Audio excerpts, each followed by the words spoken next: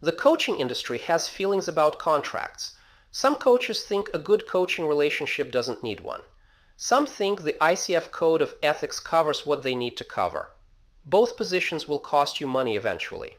What follows is 3 contracts and 12 clauses, the minimum legal infrastructure a working practice needs, named concretely so you can put them in place this week. The coaching industry has a lot of feelings about contracts. Some coaches think a good coaching relationship doesn't need one. Some think the ICF Code of Ethics covers what they need to cover. Both positions will cost you money eventually. Not because clients are adversarial, most aren't, but because when expectations drift and there's nothing in writing, the coach has no basis to enforce the terms they assumed were understood. 3 contracts, 12 clauses. Here's what they are. Contract 1. The coaching agreement. The document that establishes the terms of the engagement and protects both parties when expectations drift. 5 must-have clauses. First, scope. What coaching covers and what it explicitly does not. This is the scope of practice protection. Including language that distinguishes coaching from mental health services is worth adding, particularly for coaches working in personal development adjacent domains. Second, payment terms. Session rate or retainer amount, invoice timing, late payment language. If you don't specify it, you have no basis to enforce it. Third, cancellation policy. 24 to 48-hour minimum notice. What happens to late canceled sessions? This is the cash flow protection. Fourth, confidentiality. What you keep private, with a 3-party disclosure carve-out for sponsored engagements. When a corporate client is paying for coaching, the sponsoring organization typically gets a summary, not session content. Spell out exactly what that includes. Fifth, dispute resolution, mediation before litigation, governing state law named explicitly. A brief illustration of what a missing clause costs.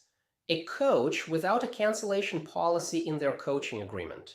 A client who cancels 4 sessions in a row across 2 months, each time with less than 12 hours of notice. The coach has no contractual basis to charge for the cancellations. Not a dispute, not a conflict, just money not collected because the document didn't say it was owed. The clause is 1 paragraph. The cost of not having it is real and compounding. 4 sessions lost is a meaningful number for a solo coach.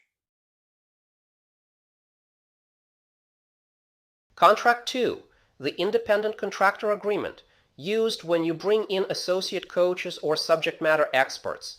This is the classification protection document for both parties. 4 must-have clauses. First, IC classification language, behavioral control, financial control, relationship type. These map to IRS Form SS8 factors and the ABC tests used in California and other states. Getting this wrong creates IRS and state labor law exposure. Second, indemnification. The IC carries their own professional liability and their own insurance. Don't skip this clause. Third, IP ownership. Anything the IC creates during the engagement, specify who owns it. Default IP rules often favor the creator. If it's your methodology, say so. Fourth, non-solicitation. Optional but common. Prevents the IC from taking the client relationship direct after the engagement ends. Specify the term, typically 12 to 24 months.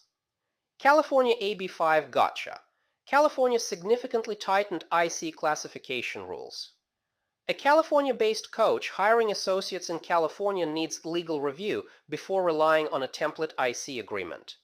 That's a state-sensitive section in the template.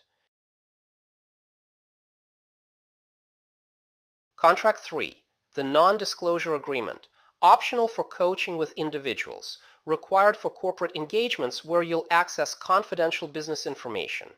In some corporate MSAs, the NDA is embedded rather than standalone. Know which before you sign. 3 clauses that define the NDA's actual scope. First, Definition of confidential information. What's in, what's out. Public information is never confidential regardless of how the document labels it. The definition section is where most template NDAs are either overbroad or porous. Second, term. How long the obligation lasts. Perpetual NDAs are common but often overbroad for coaching contexts. 2 to 3 years is frequently sufficient. Third, carve-outs. Legally compelled disclosure. Information you independently developed. Information you already knew before the engagement. These aren't loopholes.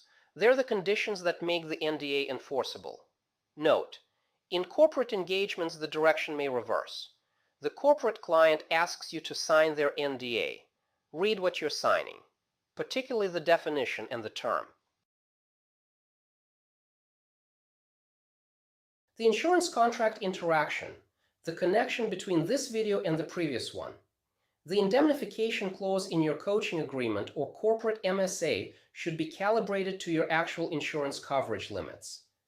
A coach who agrees to indemnify a corporate client up to $5 million in an MSA but carries a $2 million aggregate E&O policy has a $3 million uninsured indemnification gap. This is a common year one mistake when coaches sign enterprise MSA templates without reading them against their current coverage. The contracts layer and the insurance layer are not independent decisions, which is why they're in the same unit. Knowing your coverage limits before you negotiate indemnification caps is the operator sequence, not after. 1. Attorney review. This is the ask. Templates are starting points.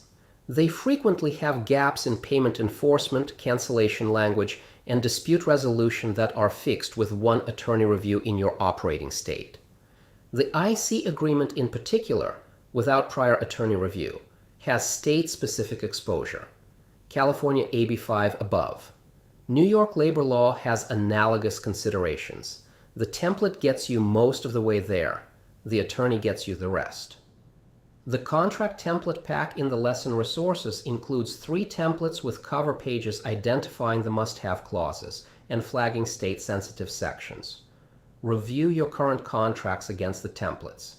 Every missing clause is your revision list. Entity, bookkeeping, retirement, insurance, contracts, that's the backbone. The last piece is the tech stack, and that's where the religious wars start again.